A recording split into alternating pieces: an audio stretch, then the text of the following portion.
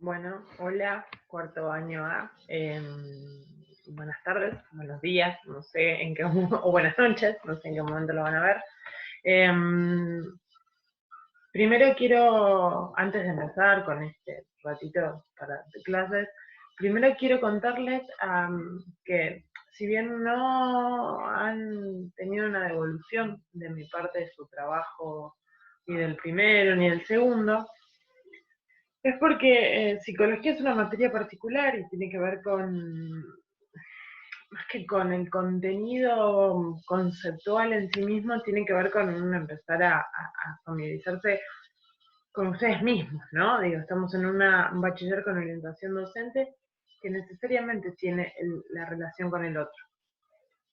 Entonces, es complejo los primeros trabajos evaluarlos en términos académicos tradicionales, bien, muy bien, mal.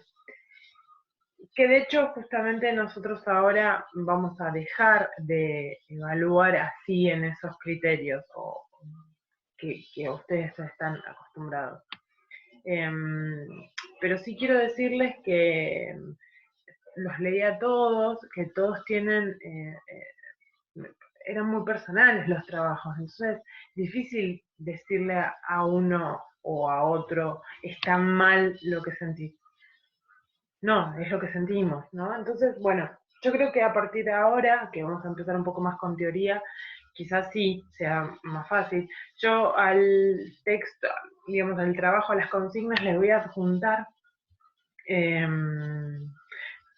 una especie de rúbrica, no una especie, la rúbrica de cómo vamos a empezar a evaluarlos ahora, o evaluarlos, o cuáles van a ser las devoluciones que le vamos a hacer nosotros a ustedes.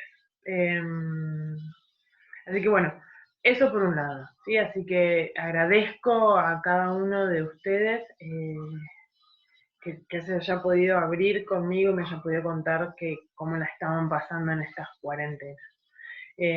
Yo espero y deseo que pronto nos volvamos nos veamos al cara a cara, esa interacción que es tan necesaria en esta cuestión de la educación. Eso por un lado. Ahora para arrancar, en este mes que nos va a tener trabajando, me pareció que había que buscarle algo que a ustedes les pudiese interesar un poco más o resulte un poco más curioso para ustedes. Entonces pensé con arrancar con algo que se llama personalidad, que es algo que tenemos todos nosotros, ¿no? Pero que a veces no sabemos de qué hablamos cuando hablamos de la personalidad. Tiene que ver con una característica propia, nos relacionamos con un otro y eso influye en nuestra personalidad. Hay una cuestión hereditaria, bueno, todo esto es lo que vamos a desarrollar en esta primera parte y después, más adelante, vamos a ver a un autor que en psicología fue paradigmático porque es un autor que realiza un antes y un después en la psicología, ¿no? Ustedes vieron en la primera parte que yo les pedí hablar un poco de conductismo, esa primera escuela o esa primera corriente de psicología que centraba como objeto de estudio principal de la psicología la conducta, ¿no? Como aquello más observable en el individuo. Bien, Freud, que va a ser el autor que vamos a tocar más adelante, descubre que no solamente somos conductas, sino que va a haber algo que aparece nuevo en psicología y nos va a cambiar la mirada sobre el individuo, sobre el sujeto. ¿Sí? Pero bueno, para arrancar, yo les quiero mostrar un PowerPoint con algunos conceptos claves, ¿sí? Que tenemos que tener en cuenta, ¿sí? Cuando hablamos de personalidad. ¿Sí? Y acá encontramos que tenemos, vamos a arrancar con esta primera imagen, que es el gran masturbador de Salvador Dalí, ¿sí? Eh, ya después le vamos a, casi hacia el final, vamos a entender por qué el PowerPoint arranca con esto, ¿no? Bueno, y acá tenemos una definición. Este PowerPoint, si quieren, yo se los puedo compartir a ustedes y lo tendrán como opción, ¿no? La psicología de la personalidad es un intento de escribir, clarificar, clasificar y explicar todos aquellos elementos constantes del funcionamiento psicológico humano. Y así poder saber qué atenernos respecto a las acciones de otras personas. ¿Sí? Entonces, dentro de las ramas de la psicología que ustedes vieron, una es la psicología de la personalidad. ¿Sí? Nos vamos a centrar justamente en esto. El término personalidad procede del latín persona y que a su vez deriva del griego prosopon, que significa máscara, ¿no? La que era utilizada por los actores en el teatro clásico. Bueno, acá tenemos un recorrido histórico por el siglo I de Cicerón, ¿sí? Que pensó que la personalidad era la imagen que ofrecemos hacia los demás, que después era el papel que el comediante tiene de la obra o el actor tiene en la obra, y después se fue pensando que la personalidad era la interacción de las cualidades, unas cuestiones más psicológicas, del individuo orientadas hacia la acción, es decir, qué características tenemos internamente que nos lleva a actuar de determinado modo, y como sinónimo de prestigio y dignidad, ¿no? Es una gran personalidad del espectáculo, por ejemplo, ¿no? Cuando hablemos de algún actor o de alguna actriz. Sí, pero nosotros lo que vamos a pensar es que no tenemos que confundirlo con dos características que en realidad no son solamente personalidad, sino que son las características de la personalidad, ¿no? El temperamento, por un lado, que es nuestra herencia biológica, es decir, que así como heredamos el color de ojos, el color de pelo o la altura, ¿sí? El temperamento también lo heredamos, ¿sí? Entonces a veces nos vamos a ver en situaciones resolviendo, contestando, respondiendo como mamá, como papá, como la abuela, ¿sí? Entonces, ¿cómo es posible que esto pase? Bueno, porque el temperamento es hereditario, ¿sí? Entonces, esta herencia biológica representa la influencia de la naturaleza física codificada y por tanto es difícil de cambiar o modificar, ¿no? Entonces uno podría decir que el temperamento es aquello que permanece en nosotros a lo largo de nuestra vida, ¿no? Sin embargo, el carácter se refiere a las características adquiridas durante nuestro crecimiento y supone cierto grado de conformidad con normas sociales. ¿Sí? Pensemos que no somos individuos aislados, vivimos en una sociedad y que esa sociedad, ese entorno, nos va a ayudar a forjar nuestro carácter, ¿no? No todos tenemos el mismo carácter y va a tener que ver con las experiencias de vida. Entonces, uno podría pensar en una definición de personalidad como la conjunción de temperamento y carácter, ¿sí? Es como una única estructura donde pueden describirse como el patrón complejo, ¿sí? De características psicológicas que expresamos en todas y cada una de nuestras acciones.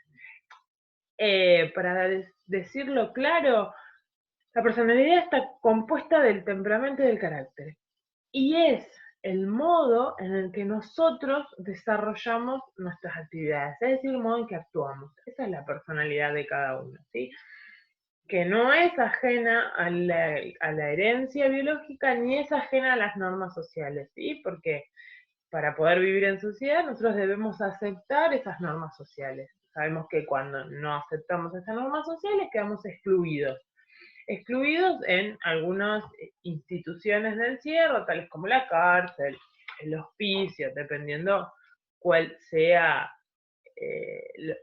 que sea lo que tenemos, ¿no? Si son patologías psicológicas, psiquiátricas, o vamos hacia la delincuencia, ¿sí? Entonces, tenemos algunos autores que nada, los vamos a ver brevemente, que son Gordo Alport, ¿sí? Es uno de los autores en psicología que habla por excelencia de la personalidad, define como la organización dinámica dentro del individuo de aquellos sistemas psicofísicos que determinan su conducta y su pensamiento característico. Me quiero centrar en esta acá que habla de organización dinámica, porque pensemos lo siguiente, si bien tenemos algo que es que es biológico, que viene con nosotros como una cuestión innata, tenemos que pensar también que es dinámico. ¿Por qué? Profesora, ¿me está diciendo que tengo varias personalidades? No, lo que estoy diciendo es que lo que va a ir cambiando y lo que se va moviendo en nosotros, digo, por eso pensamos en el cambio como la acción de movimiento, es ese carácter. ¿Por qué? Porque no vamos a ser los mismos en función que vamos creciendo, ¿sí? Entonces, si ustedes me dicen que sostienen la misma personalidad a los 16 que a los 6 años, sería complejo, porque en realidad lo que nosotros tenemos que pensar es que hay un movimiento, un cambio hacia la adultez. Entonces, nuestra personalidad se va a ir modificando, ¿sí? Así como se modifican nuestros gustos, del mismo modo se modifica nuestra personalidad, ¿sí? Piensen además que ustedes están transitando esa instancia de, como cuestión, la adolescencia, ¿sí? Como esa instancia previa a la juventud y a la adultez, con el que no dejan de ser niños, ¿sí? Ya no son más infantes, para pasar a ser, casi están ahí a un paso de la vida del adulto. Entonces, y esas modificaciones se van a ir marcando y acentuando, ¿sí? A lo largo del paso de los años, ¿sí? Entonces, yo quiero quedarme al menos con esos, con esas, perdón, con eso, inicialmente con ese aspecto, nada más, ¿sí? Del PowerPoint. No quiero seguir avanzando con otros autores. Entonces, a nosotros lo que nos tendría que quedar claro es que la personalidad está compuesta de temperamento y carácter. ¿Y qué? A mí me interesa ver dentro de esta constitución de la personalidad a un autor que puntualmente es Sigmund Freud, ¿sí? Van a ver en las consignas que la tarea es buscar un poco la biografía, eh, de Sigmund Freud. ¿Quién fue Sigmund Freud? Eh, Pensemos que es un autor vienés que desarrolla toda una cuestión nueva en psicología que no había aparecido, toma algunos métodos bastante particulares y extraños para la época, o si se quiere, novedosos, porque él lo que descubre, dice, bueno, nosotros no somos, los individuos no somos solamente conducta, eh, tenemos algo más, ¿sí? Dice, si uno hace un recorrido por la historia de la psicología y de sus objetos de estudio, se encuentra con que inicialmente pensamos en fenómenos mentales. Bueno, ¿qué es eso de un fenómeno mental? Para que piensen ustedes que para que algo sea una ciencia y sea reconocido dentro de los claustros académicos, tienen que tener fundamentalmente un objeto de estudio. Y para que ese objeto de estudio sea tomado como valedero, tiene que tener al menos la característica de poder ser observable, primero, ¿no? Y por eso el conductismo había pensado, ¿sí? Que la conducta era lo más observable, lo más reproducible, si se quiere, en un laboratorio, ¿no? Digo, el psicólogo como un científico que reproduce un fenómeno en el laboratorio. Bueno, Freud resulta novedoso porque lo que él va a decir es que no existe tal conducta tan observable y tan tajante en el individuo, sino que somos dominados por una especie de inconsciente, ¿sí? El inconsciente no es el que cruza en rojo, en verde, perdón, el semáforo mientras en una avenida, en plena avenida 9 de Julio, en Buenos Aires. No, va a decir que somos dominados por el inconsciente, ¿sí? El inconsciente, si uno tuviese que pensar una analogía del inconsciente, uno tendría que pensar en, por ejemplo, un iceberg, ¿sí? Si no saben lo que es, pueden buscarlo, pero imaginen una gran masa de aire, perdón, de hielo, ¿sí? Que en la superficie se ve solamente una parte muy pequeña y por debajo del agua está la masa de hielo más grande, ¿sí? Entonces, Freud comparaba nuestra mente, ¿sí? Nuestro aparato psíquico, que va a ser uno de los conceptos claves, decía que nuestro aparato psíquico estaba gobernado por este inconsciente, ¿no? Como un lugar, ¿sí? Como un espacio muy grande en donde se alojaban, va a decir Freud, todos los deseos reprimidos, ¿sí? Todo aquello que uno desea hacer pero no lo hace, ahí se alojaban. Entonces, nuestra conducta o nuestras acciones estaban gobernadas por ese inconsciente, ¿sí? Entonces, la mayor parte de las cuestiones que hacemos van a estar siempre gobernadas por esto, ¿no? Por este inconsciente, del cual no podemos dar cuenta. Entonces, lo primero que le dijeron al señor Freud, usted me está diciendo que está haciendo ciencia, pero me dice que su objeto de estudio es el inconsciente y que el inconsciente no se puede observar. Entonces, ¿cómo hacemos? ¿Cómo realmente le creemos a usted que el individuo, el sujeto, es gobernado por este inconsciente? Bueno, entonces él recurre a algunas cuestiones. Él decía que la mejor forma de acceder al inconsciente es a partir de la palabra, ¿sí? Bueno, pero ese inconsciente que está guardado en lo más profundo de nuestro aparato psíquico no se accedía tan fácil. No es que yo le pregunto, a ver, contame tus deseos, tus deseos reprimidos. Imposible que alguien nos cuente así, como nos contaría un día en una charla de café, sería casi imposible, porque es lo que nos avergüenza, ¿sí? Piensen ustedes que nosotros nuestra cultura se ha hecho y se ha forjado y se ha gestado en función de la cultura occidental. Entonces, tenemos un montón de deseos que son reprimidos. Lo primero que se reprime, por ejemplo, tiene que ver con el deseo hacia el otro o la otra, ¿sí? Por ejemplo, el deseo que tienen los niños o las niñas, dependiendo si hablamos de qué género hablemos, va a decir Freud que cerca de los 5 años aparece algo que se llama complejo de Edipo o complejo de Electra en la mujer, y ese complejo de Edipo hace que el niño desee a la madre como objeto de deseo y al padre lo vea como un contrincante, un rival a eliminar. ¿Sí? Igual digo, el deseo, la carga sexual, se la ponemos nosotros los adultos que sabemos de qué hablamos cuando hablamos de sexualidad. Para Freud y para el niño, somos seres sexuales, ¿sí? Que no tienen que ver con el coito en sí mismo, sino con lo que tiene que ver es con, somos seres de deseos, es decir, nos movemos por deseo, ¿sí? Todo lo que hacemos tiene que ver con el deseo hacia algo, a ver, hacia terminar la escuela secundaria, hacia que trabajamos para comprarnos algo. El deseo es el que nos mueve todo el tiempo, ¿sí? Si no, no estaríamos vivos, dice Freud. Si nosotros no deseáramos algo, probablemente caeríamos en depresión, ¿sí?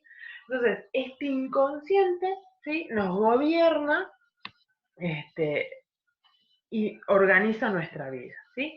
Entonces, Freud va a decir entonces que el inconsciente es la sede o donde se alojan los deseos más reprimidos, ¿sí? Entonces, ahí van a aparecer un montón de cuestiones. Esto que hacemos, digamos, reprimir un deseo, para Freud es una patología, que la tenemos todos, y para él es casi normal, porque dice que reprimimos, porque tenemos que adaptarnos a una sociedad que tiene normas, hace que todos seamos neuróticos, ¿sí? Entonces, cuando hablamos del inconsciente, ¿sí? Estamos haciendo referencia a la primera tópica, ¿sí? Freud va a dividir, no es que nuestra cabeza tenga como dos instancias, sino lo que hace es, a fines de organizar su trabajo, va a dividirlas en dos. Va a hablar primero de una primera tópica con el inconsciente, el consciente y el preconsciente, porque ojo, tenemos una instancia en la que nos relacionamos con la realidad. Yo creo que todo aquel que está viendo mi teléfono, este video por primera vez, está en plena conciencia, ¿sí? Sabe que está viendo un video para psicología general del IFD número 6 con la profesora Rocío Hernández, ¿sí? Eso lo sabe. Bueno, probablemente en alguna instancia de este video, ustedes están pensando en otra cosa y dicen, ¿por qué pienso eso? Bueno, porque el inconsciente se manifiesta, ¿sí? Entonces, hasta acá va a ser lo primero que vamos a ver. Yo quiero que además ustedes puedan trabajar con los textos que yo les voy a mandar, que son unas fichas de cátedra que las voy a armar yo para que ustedes tengan. Esto va a ser la primera semana, ¿sí? En el trabajo también van a encontrar que vamos a estar conectados en algún momento vía correo electrónico, y si alguno lo necesita, con la aplicación Hangout de Google, perdón, pues soy malísima con el inglés, y nos vamos a poder ver, si quieren y ustedes lo requieren, en directo, ¿sí? Así que bueno, espero que esta primera parte haya sido más sencilla.